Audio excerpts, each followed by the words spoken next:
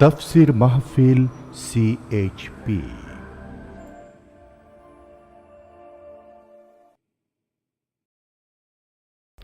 বিসমিল্লাহির রহমানির রহিম। তাফসীরুল কোরআন মাহফিল সিলেট 2005 আঞ্জুমানে খেদমতে কোরআন সিলেট কর্তৃক আয়োজিত দুদিনব্যাপী তাফসীরুল কোরআন মাহফিলের দ্বিতীয় দিনে এখন বক্তব্য রাখছেন বিশ্বনন্দিত মুফাসসিরে কোরআন আল্লামা দেলাওয়ার হোসাইন সাঈদী। শব্দধারণ মাহসিন সাউন্ড সিস্টেম, প্রযোজনায় CHP। শুধু তাফসীর মাহফিল CHP চ্যানেলে আল্লামা সাঈদীর মূল্যবান আলোচনা এখন দেখতে পাবেন। এবার দেখবেন তওবা প্রসঙ্গে আলোচনা। আমি আজকে অনেক কথা বলতে হবে ইনশাআল্লাহ, বলেন ইনশাআল্লাহ। সেই জন্য আমি ভূমিকা বাড়াবো না। চলুন কালকে যেখানে ছেড়ে দিয়েছিলাম সেখান থেকে আমরা শুরু করি। মনে আছে কোন সূরা থেকে বলছিলাম? সূরা তওবা। কত নম্বর আয়াত ছিল? মাশাআল্লাহ, আপনাদের মনে আছে? আলহামদুলিল্লাহ বলি। আল্লাহ তাআলা আমাদের জেহেন শক্তি আরো বাড়ায় দিন, বলি আমিন। সূরা তওবার 111 নম্বর আয়াতের ব্যাখ্যা করেছি। ওই দিন বলছিলাম গত রাত্রে যে দুটি আয়াতের কথা বলবো, 111 আর 112। 111 নম্বর কালকে বলা হয়ে গেছে এবং বলেছিলাম আল্লাহ তাআলা এখানে মোমেনদের জন্য 8টি বৈশিষ্ট্যের কথা বলেছেন। আচ্ছা বলেন তো, জাহান্নামের সংখ্যা কত? জাহান্নামের সংখ্যা 7 আর জান্নাতের সংখ্যা 8। সূরা ফাতিহার মধ্যে আল্লাহ 7টি আয়াত নাজিল করেছেন। আল্লাহ রাব্বুল আলামিন সূরা ফাতিহা নাজিল করেছেন আয়াত কয়টা বলেন? আর জাহান্নামের সংখ্যা কয়টা? সূরা ফাতিহার 7টি আয়াতের শিক্ষা যদি কোনো মানুষ গ্রহণ করে, আমল করে, আল্লাহ রাব্বুল আলামিন তার জন্য জাহান্নামের 7টি দরজা বন্ধ করে দিবে।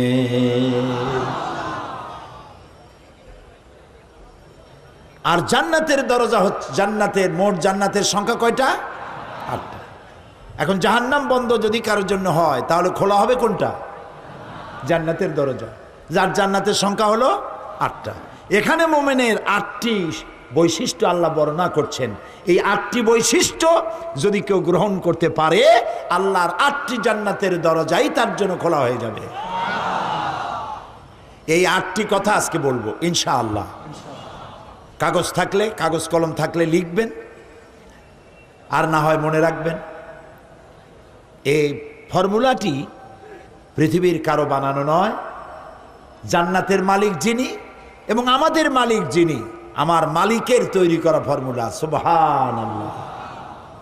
তিনি বলছেন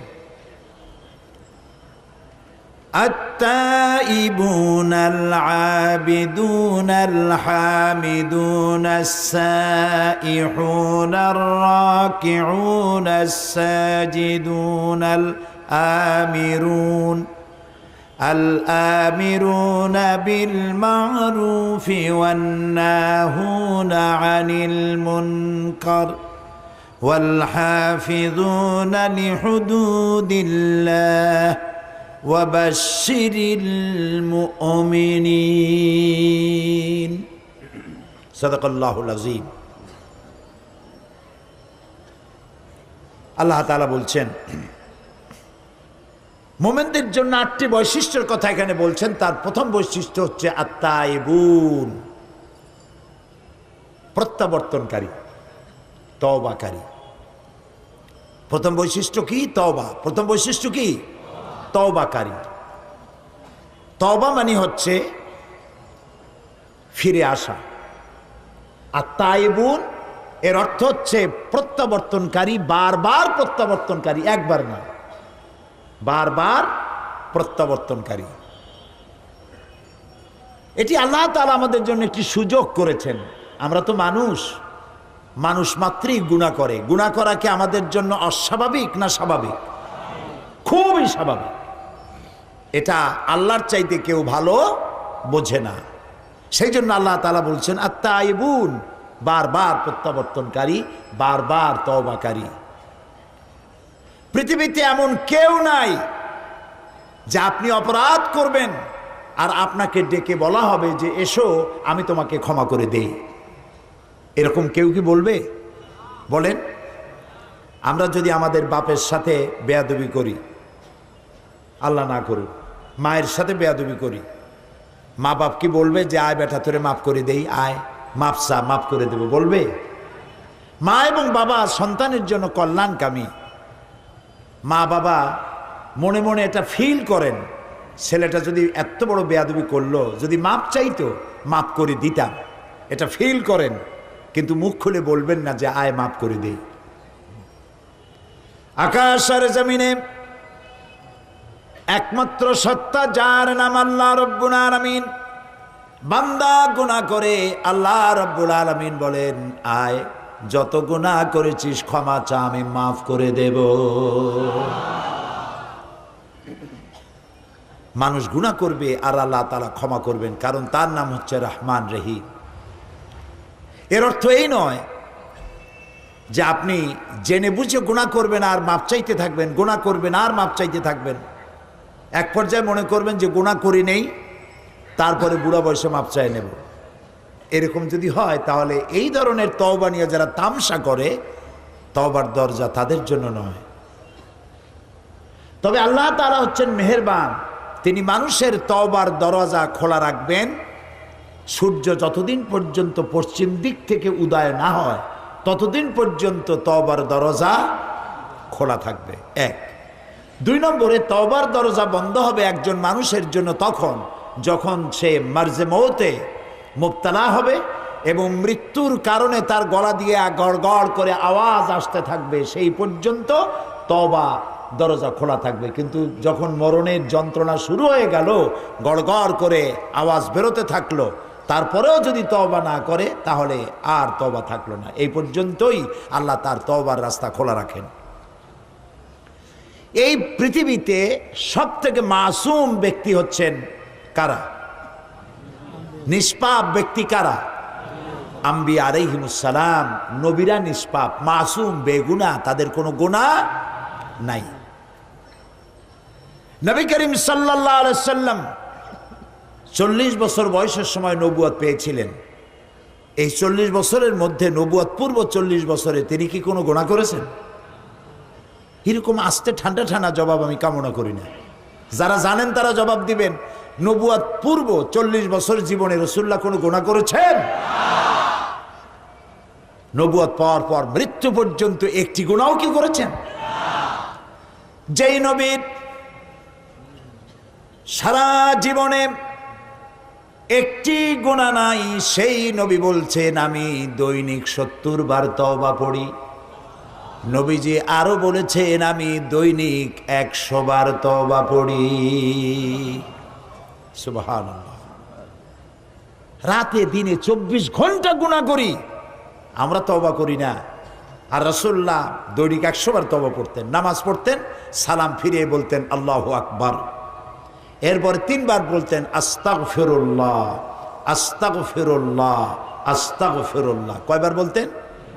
মনে থাকবে আপনাদের? আজকের এশার নামাজের থেকে আমল করবেন। ইমাম যখনই সালাম ফিরাবে আপনি কি বলবেন? আল্লাহু আকবার বলেন সবাই। তারপরে 3 বার কি বলবেন? আস্তাগফিরুল্লাহ, আস্তাগফিরুল্লাহ, আস্তাগফিরুল্লাহ, 3 বার। তোমার গুনাহ যদি হয় পাহাড় সমান, আল্লাহর রহমত হবে আকাশ সমান। তোমার গুনাহ আকাশ সমান, আল্লাহর রহমত তার আরশে আজিম উপচে পড়েছে। সুবহানাল্লাহ। এত দয়া, এত মেহেরবান, এত রহমত আল্লাহ তাআলার। সেই জন্য আল্লাহ তাআলা বলছেন আত-তাইবুন, মুমিনের সব থেকে বড় বৈশিষ্ট্য, 1 নম্বর বৈশিষ্ট্য, সে তওবা করবে, বারবার তওবা করবে।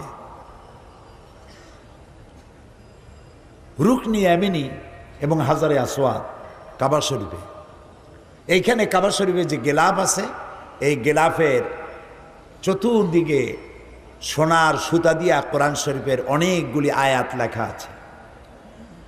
রুকনি ইয়ামিনী থেকে হাজারে আসওয়াদ এই অংশে অনেকগুলি আয়াত আছে, তার মধ্যে একটি আয়াত আছে মাঝখানে লেখা। এমন জায়গায় এই আয়াতটি উৎকীর্ণ করা হয়েছে। এখানে যা একটি লেখা আছে, আল্লাহ রাব্বুল আলামিনের কোরআনের আয়াত লেখা হলো ওয়া ইন্নী লাগাফফারুন লিমান তাবা ওয়া আমানা ওয়া আমিলা সালিহান সুম্মা ইহতাদা। ওয়া ইন্নী লাগাফফারুন, আমি অবশ্যই ক্ষমাশীল। সুবহানাল্লাহ। কে বলতেছেন? আল্লাহ তাআলা। আমি অবশ্যই ক্ষমাশীল, দয়াবান। কাদের জন্য? লিমান তাবা, যে ব্যক্তি তওবা করলো, ঈমান আনলো এবং নেক কাজ করলো, নেক আমল করলো, সুম্মা ইহতাদা, এবং এরপরে সেই নেক আমলের উপরে টিকে থাকলো, হেদায়েতের উপরে টিকে থাকলো, আমি তার জন্য ক্ষমাশীল। আল্লাহর ক্ষমা তার বান্দাদের জন্য বিশাল মেঘের মতো ছায়া দিয়ে আছে আমাদেরকে। হযরত ওমর ফারুক রাদিয়াল্লাহু তাআলা আনহু একবার হেঁটে যাচ্ছিলেন অন্ধকার রাতে, পেছনে কিছু সাহাবীরা হাঁটতেছিলেন। এমন সময় চলতে চলতে তিনি জিজ্ঞেস করছেন, আচ্ছা তোমাদের মধ্যে এমন কি কেউ আছো যিনি বলতে পারো যে কোরআনে কারীমের মধ্যে মোমেনের জন্য হতাশা ব্যঞ্জক কোনো আয়াত আছে নাকি? একজন চট করে জবাব দিলেন, আছে। কি সেই আয়াত মোমেনের জন্য হতাশা ব্যঞ্জক? পেছনে যিনি জবাব দিচ্ছিলেন তিনি বললেন, ফামান ইয়ামাল মিসকালা যাররাতিন খায়রান ইয়ারা ওয়া মান ইয়ামাল মিসকালা যাররাতিন শাররান ইয়ারা। পৃথিবীতে যে ছোট্ট একটি নেকির কাজ করবে, ভালো কাজ করবে, সরিষা পরিমাণ নেকির কাজ করলে সেটা দেখতে পাবে, আর সরিষা পরিমাণ গুনার কাজও যদি কেউ করে তাও সে কিয়ামতে দেখতে পাবে। এটা মুমিনের জন্য হতাশা ব্যঞ্জক আয়াত। ছোট্ট ছোট্ট গুনাহও দেখতে পাবে। হযরত আবু সাঈদ খুদরি রাদিয়াল্লাহু তাআলা আনহু তিনি প্রশ্ন করেছিলেন, হে রাসূল, এই আয়াত নাজিল হওয়ার পর তিনি বলেছিলেন, হে রাসূল, আমি কি আমার ছোট্ট বড় সব ছোট ছোট গুনাহগুলিও দেখব? রাসূলুল্লাহ বললেন, হ্যাঁ দেখতে পাবে। হযরত আবু সাঈদ খুদরি রাদিয়াল্লাহু তাআলা আনহু শিশুর মতো ডুকরে কেঁদে উঠলেন, তাহলে তো আমি শেষ হয়ে যাব, আর একবার মরে যাব, আমার সব গুনাহ যদি আমি কিয়ামতে দেখি।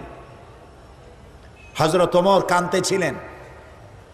কিছুক্ষণ পর জিজ্ঞেস করলেন, আচ্ছা কোরআনের মধ্যে মুমিনের জন্য আশা ব্যঞ্জক কোন আয়াত কি আছে? পেছন থেকে জবাব এলো, আছে।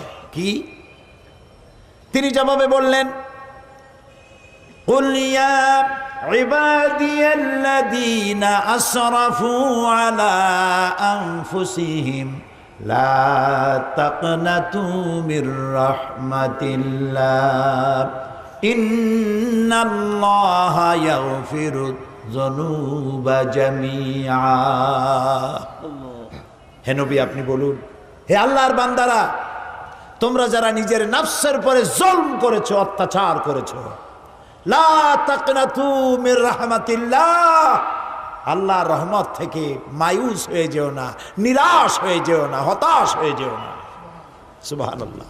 নিশ্চয়ই আল্লাহ তাআলা সমস্ত গুনাহকে মাফ করে দিবেন। সুবহানাল্লাহ। হযরত ওমর কান্না জড়িত কণ্ঠে বললেন, আচ্ছা তোমাদের মধ্যে কি আব্দুল্লাহ ইবনে মাসউদ আছে নাকি? আব্দুল্লাহ ইবনে মাসউদ বললেন, আমি তো আপনার প্রশ্নের জবাবগুলি দিচ্ছিলাম। সুবহানাল্লাহ। আব্দুল্লাহ ইবনে মাসউদ ছিলেন রাখাল, উট ছাগল ভেড়া চড়ায় বেড়াতেন, রাখাল। আব্দুল্লাহ ইবনে মাসউদের মতো রাখালকে এই কোরআন শরীফ তাকে রাইসুল মুফাসসিরিন বানিয়ে দিয়েছে। সুবহানাল্লাহ।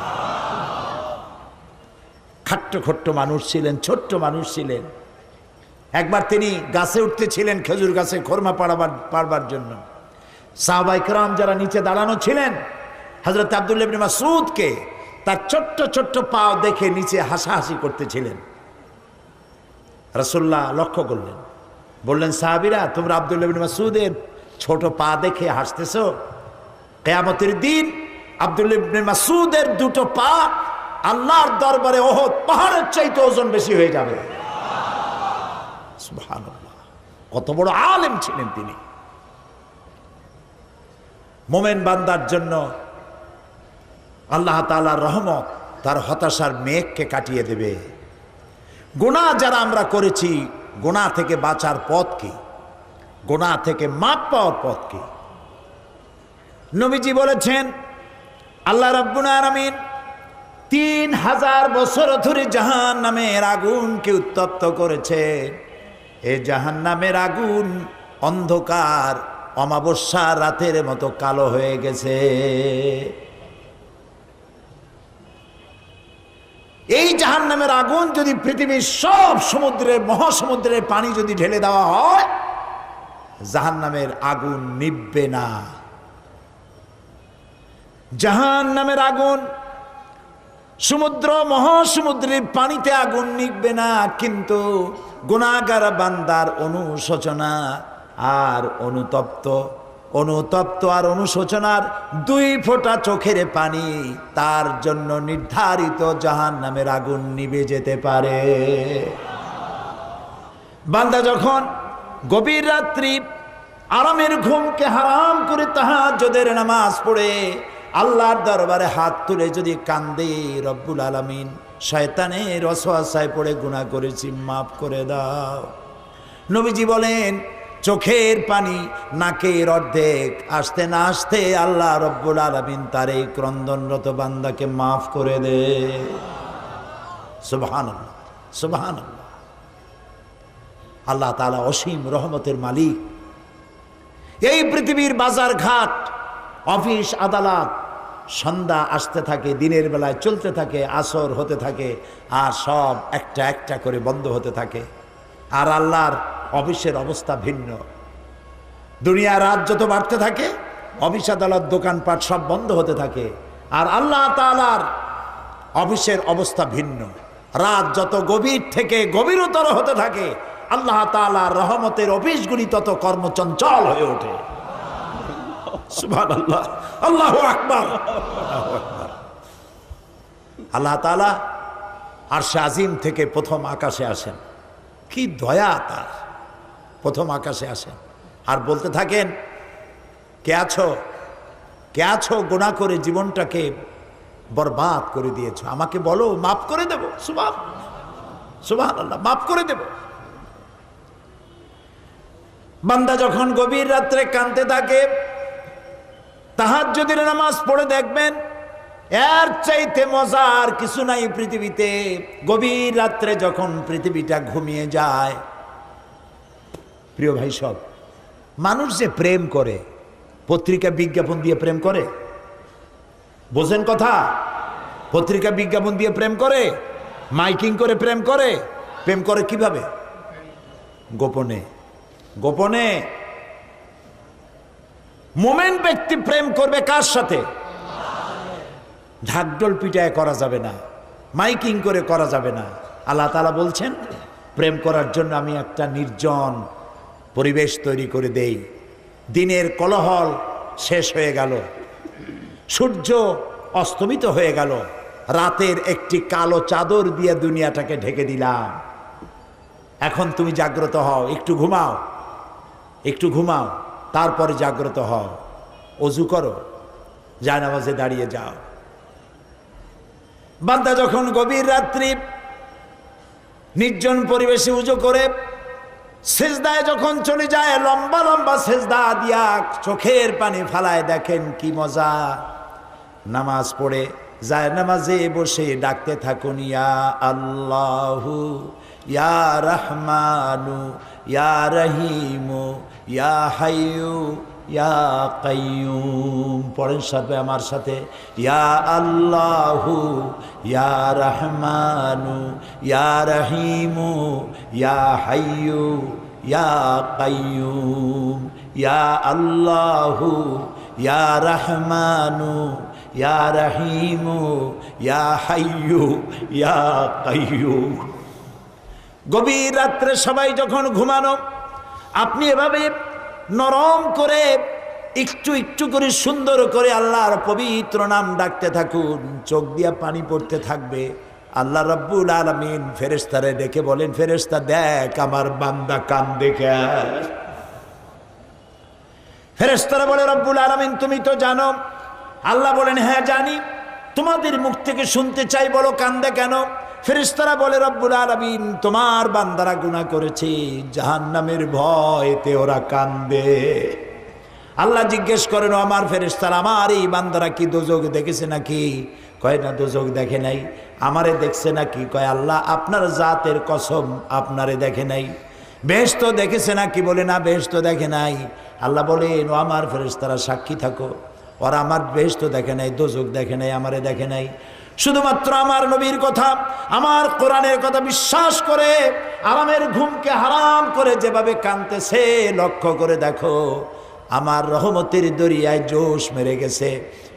তোমরা সাক্ষী থাকো, আমার এই ক্রন্দনরত বান্দার বান্দিগুলি আমি আল্লাহ মাফ করে দিলাম। সুবহানাল্লাহ। প্রিয় ভাই সব, আর তাইবুন, তওবা করুন। যত বেশি বেশি পারি আমরা তওবা বেশি করে করব। আল্লাহ যেন কবুল করেন, বলেন আমিন। আল্লাহ তাআলা দেওয়ার জন্য প্রস্তুত। যে চায় না আল্লাহ তার উপরে রাজি নারাজ হয়ে যান। কবি বলছেন, हर हमेशा देने को वो तैयार है, जो न मांगे उससे वो बेजार है। সব সময় দিতে আমার আল্লাহ প্রস্তুত, যে চায় না আল্লাহ তার উপরে নারাজ হয়ে যান। প্রিয় ভাই সব, আল্লাহর কাছে তওবা করলে আল্লাহ মাফ করে দিবেন। তবে গুনার একটি সীমা থাকা উচিত, সীমা ছাড়া যেন গুনাহ আমরা না করি। গুনার থেকে সব সময় তওবা করতে হবে। এই গুনাহ থেকে বাঁচার জন্য একটা পদ্ধতি আছে, বলবো কি? বলবো? সেটি হচ্ছে মুহাসাবা, আত্মসমালোচনা করা।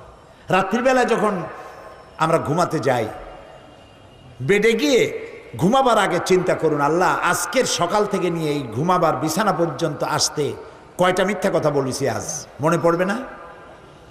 জবাব দেন। মানুষের সাথে কয়টা ওয়াদা খেলাপ করেছি, মনে পড়বে না? ওজনে কম দেওয়া, খাদ্যে ভেজাল দেওয়া, শয়তানি করা ইত্যাদি যা কিছু করা হয়েছে, মনে পড়বে না? তওবা করবেন, আল্লাহ আস্তাগফিরুল্লাহ, আস্তাগফিরুল্লাহ, আস্তাগফিরুল্লাহ। আল্লাহ তাআলা আমি ভুল করছি, এই গুনাহগুলি আমি আগামীকাল আর করব না, তুমি আমারে মাফ করে দাও। প্রত্যেক রাত্রে যদি আত্মসমালোচনা করা যায়, শোয়ার সময় মুহাসাবা করা যায় যে আজকের দিনে কত গুনাহ করছি, কালকে এগুলি করব না। এইভাবে মানুষ সংশোধন হতে পারে, পারফেক্ট হয়ে যেতে পারে। আমরা কি এটা করা শুরু করব আজকে থেকে? করব? আল্লাহ তৌফিক দিন। আমরা বলি আমিন, আমরা বলি আমিন। প্রিয় ভাই সব, আল্লাহ তাআলার মধ্যে দুইটা সিফত সব থেকে বেশি ক্রিয়াশীল। আল্লাহ তাআলার মধ্যে দুইটা সিফত সব থেকে বেশি ক্রিয়াশীল। একটা হলো রহম আর একটা হলো করম, দয়া আর দান। দান করতে গিয়ে তিনি তাকিয়ে দেখেন না, শত্রু এবং মিত্রকে সমানে দিতে থাকেন, কারণ তার নাম হচ্ছে রহমান। সুবহানাল্লাহ বলেন। তার নাম করিম। হাদিসে কুদসিতে এসেছে, রাসূলুল্লাহ আল্লাহ তাআলা বলেছেন, এই পৃথিবীর দাম যদি আমার কাছে একটা মশার ডানার তুল্য হতো, আমি কাফেরকে এক ঢোক পানি গিলতে দিতাম না। এই পৃথিবীর কোনো দাম আল্লাহর কাছে নাই। খুলু ওয়া তামাত্তাউ, খার ফুর্তি কর, জবাব একদিন দিতে হবে। তা আল্লাহ তাআলার মধ্যে কারিমিয়ত, দয়া, কি বলে, দান, দানশীলতা, এই সেপটটা দারুণভাবে ক্রিয়াশীল। আরেকটি হলো রহম, দয়া। এত দয়া যা বলে শেষ করা যাবে না। আপনি অপরাধ করবেন, গভর্নমেন্ট আপনাকে গ্রেফতার করবে, চুরি ডাকাতি যেটাই করেন গ্রেফতার করা হবে, জেল থেকে মুক্ত হবেন, কিন্তু থানায় যে অপরাধের লিস্টে, অপরাধীদের লিস্টে আপনার নাম ছিল, ওই নাম কিন্তু কাটা হবে না। আবার অন্যায় করবেন, জেলে যাবেন, নাম লেখা হবে, কাটা হবে না নাম। যতবার অপরাধ করবেন, জেলে যাবেন, জেল থেকে মুক্তি পাবেন, নামগুলি লেখা হয়ে যাবে, নাম কাটা হবে না। কিন্তু আল্লাহ রব্বুল আলামিন তার আদত মোবারক ভিন্ন। মানুষ গুনাহ করে, গুনাহ থেকে তওবা করলে পরে আল্লাহ রব্বুল আলামিন গুনাহই শুধু মাফ করেন না, গুনার খাতা থেকে নামটাও আল্লাহ মুছে ফেলে দেন। শুধু তাই নয়, তওবা যদি কবুল হয়ে যায়, সাইয়্যাতগুলি আল্লাহ তাআলা হাসানাত দিয়া বদলায় দেন। সুবহানাল্লাহ, সুবহানাল্লাহ। আল্লাহু আকবার। এই জন্য আল্লাহ যেন আমাদেরকে বেশি বেশি তওবা করার তৌফিক দান করেন। মোমেনের 1 নম্বরের কোয়ালিটি, সে তওবা করবে এবং বারবার তওবা করবে, তওবা করতেই থাকবে। নবী করিম সাল্লাল্লাহু আলাইহি ওয়াসাল্লাম নামাজের মধ্যে দাঁড়িয়ে যেতেন গভীর রাত্রে তাহাজ্জুদের জন্য। কোনো গুনাহ ছিল রাসূলের? ছিল না। হযরত আয়েশা রাদিয়াল্লাহু তাআলা আনহা বলেছেন, রাসূল যখন নামাজ শুরু করতেন সূরা বাকারা, সূরা আলে ইমরান, সূরা নিসা, সূরা মায়েদা, সূরা আরাফ একটার পর একটা শেষ হয়ে যাচ্ছে। আমার মনে হচ্ছিল যে এক রাকাতেই বোধহয় রাত শেষ করে ফেলবেন। রুকুতে যেতেন, মনে হতো এই রুকু থেকে বোধহয় আর উঠবেন না। সেজদা দিতেন, মনে হতো রাসূলুল্লাহ ইন্তেকাল করেছেন, কোনো সারা শব্দ নাই। ভাবতাম রাসূলুল্লাহ মারা গেলেন নাকি। আমি পায়ের আঙ্গুল ধরে চাপ দিতাম, রাসূলুল্লাহ ব্যথা পেয়ে পায়ের আঙ্গুলে নাড়া দিতেন, তখন আমি বুঝতাম রাসূলুল্লাহ বেঁচে আছেন। দাঁড়িয়ে দাঁড়িয়ে নামাজ পড়তে পড়তে পা এরকম ফুলে যেত, পাও মোবারক এরকম ফুলে যেত, সকালবেলায় জুতার মধ্যে রাসূলের পাও প্রবেশ করতো না, অথচ তার কোনো গুনাহ ছিল না। প্রিয় ভাই সব, আমলের পরিবর্তনের জন্য, নেক আমল করার জন্য মুমিনের 1 নম্বর বৈশিষ্ট্য তওবা করা। আল্লাহ যেন আমাদেরকে, যারা তওবাকারী তাদের মধ্যে আল্লাহ আমাদেরকে যেন শামিল করে দেন। আল্লাহুম্মা আমিন।